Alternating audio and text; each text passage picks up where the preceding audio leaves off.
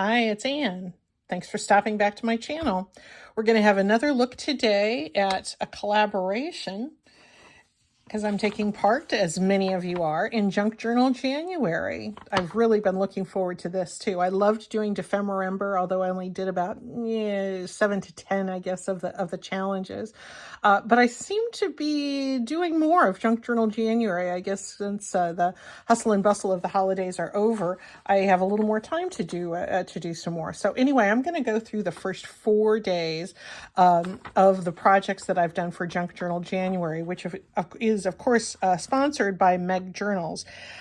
Just doing a search for hashtag Junk Journal January, and you're going to see all kinds of wonderful things that people are doing.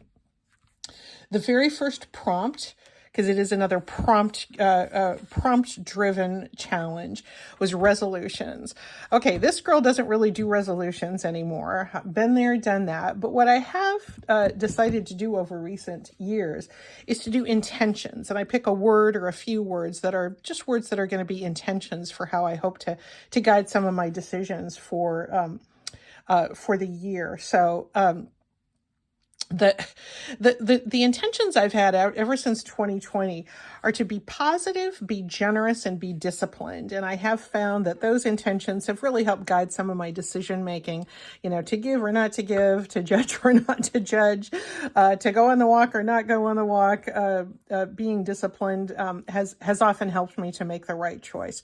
So I thought, okay, I'm going to make a journal card that has not my resolutions, but my intentions for the year again. And I used my peg stamp to create the words be positive, be generous, and be disciplined. You may have seen these peg stamps. They're just like little separate letters, upper and lower case, that you can put together and make whatever kind of word you want. They're super handy. They take forever to assemble those words because you have to sift through all of the letters. But there are no stamps anywhere that say be positive, be generous, or be disciplined, but I was able to make some. In going through some of my collage materials, what did I find but a picture of Carmen Miranda? Of course, we all, I guess most of us know Carmen Miranda. She was very big in the mid 20th century, a Brazilian dancer, a joyful person, died young, died like in her 40s, but was well known for her joyful presence as a dancer in many movies in, I guess, the 50s. And I just loved this picture of her because she looked so joyful. So I mounted Carmen Miranda on a dictionary page, and she's pointing to the word resolve there. And because she looks so positive and she looks so generous, and to be such a good dancer, she of course must be disciplined. I thought those things could be associated with Carmen Miranda. And I like the fact she was joyful.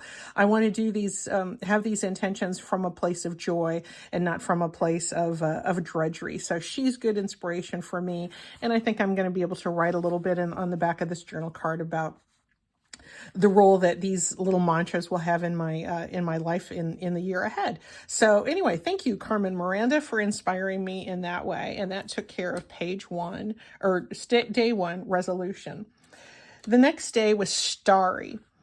And I thought right away about Van Gogh and Starry, Starry Night, and that just seemed a little bit too easy, though. My mind went instantly to that. So I started looking through some of my magazines and books for some sort of star-inspired image, and that wasn't too Christmassy. And I found this drawing of this bear. This was all black and white, and I kind of mounted him on a page out of an old atlas, because I liked the fact he was pouring out these stars, and the stars were circling the world. And because the drawing was in black and white, I thought, why don't we color some of these stars in? He's sort of giving a bear hug to the world and pouring out these stars, and the colorful ones are sticking in place. He's bringing joy to the world in that way. So I liked that guy. I liked the fact it wasn't a Christmassy or a Van Gogh related image, although I certainly love both of those things very much, but I wanted to do something a little bit different. So this journal card is going to be something that's hopefully going to make me think a little bit about bringing joy to the world, being like this bear and pouring out those stars in a colorful way. So that was day number 2, starry. Day number 3 was stained. As junk journalers, we do lots and lots and lots of stained things. We love to coffee stain and tea stain and splotch and splatter and spill and have all kinds of stains on our papers. So just having stained papers wasn't really going to be enough for me. So I thought, what would make you feel shocked, like just in your day-to-day life? Oh no, there's a stain on this thing. What would make you feel shocked that way? And it's if you had a stain like on a lace tablecloth or a lace dress. And I had these strips of lace that I had appliqued onto a piece of muslin, and I didn't really know what to do with that thing. I guess I don't have it right here with me, but it was just sort of an odd mishmash of laces that had sort of all been appliqued on each other. So I cut out a strip to make a belly band. I like to mount belly bands on envelopes because they're usually a double thickness and rather sturdy paper and can hold the weight of a belly band. I stained the lace strip with some Distress ink, and I believe it was walnut stain. I got to tell you, it looked really gross when I first put it down. I diluted it with a little bit of water, and once it dried, that Distress oxide, I swear that the colors just separate, and I got not only some of the brown, but kind of a purplish tone, and there was kind of green, there was kind of yellow, there was all kinds of interesting stains. It just looked... It went from looking gross to looking stained but intriguing. And I decorated a little bit with a few buttons and a few little pieces of tatty paper. And I really like how this looks as a belly band. It's stitched down really nicely onto this piece of coffee stained envelope. And I think this is going to be a fun addition to a journal. Definitely highlights the stain, but showcases it in an interesting way. So that was day number 3, stained. And the last one, the prompt was decorated tag. Again, how do you narrow that down? Because almost all the tags we make are decorated tags, aren't they? So I started thinking, well, what does the word decorated really mean? And I started thinking, what if you move into a house or a new apartment, you want to decorate it a little bit. You remodel a room, you want to decorate it. And so I started thinking in terms of home decoration. I had a piece of old cardstock that was really ugly.